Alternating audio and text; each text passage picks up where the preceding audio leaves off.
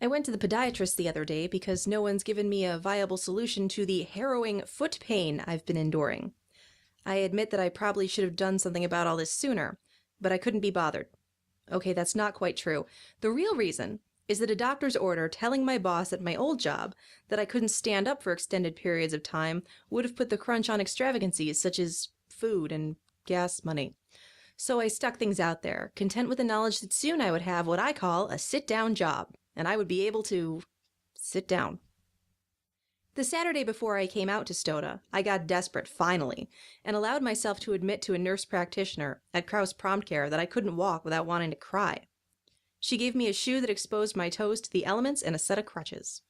2 weeks later, I finally got in with my real nurse practitioner, who gave me an ace bandage and a podiatrist appointment. Yesterday I met my podiatrist, who looked like he hopped out of an LL Bean catalog and into his office. You want to know my problem? Of course you don't, but I'm going to tell you anyway. My feet are weird. I've known that for 24 years. What I didn't know is that my weird feet cause me to walk weird, at least as far as bones and tendons are concerned, and cause undue stress on my sesamoids, which are a little bone-tendon dynamic duo at the bottom of one's foot below the big toe. I've seen diagrams of this and even a foot bone model. It's all very scientific, but then again, I majored in English, so all it means to me is that my foot hurts.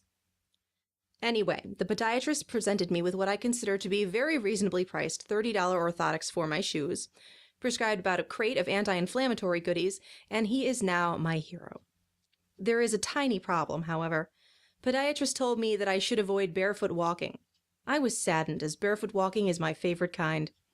It is acceptable for me to lay or sit around barefoot, but if I need to walk to, say, the kitchen for a soda, I am expected to put my feet into a pair of slippers, whatever those are, which need to be equipped with my $30 orthotics. There is also the looming threat of custom orthotics, words which strike terror into my very soul, for they only make me think of the time when I was 10 and my father and I had to drive my grandmother from Rye, New York to New Rochelle to pick up hers. Plus, my grandma was about 70 at the time. I'm less than half that. What is wrong with these feet? People have told me I have an old soul. I think they've just been spelling it wrong.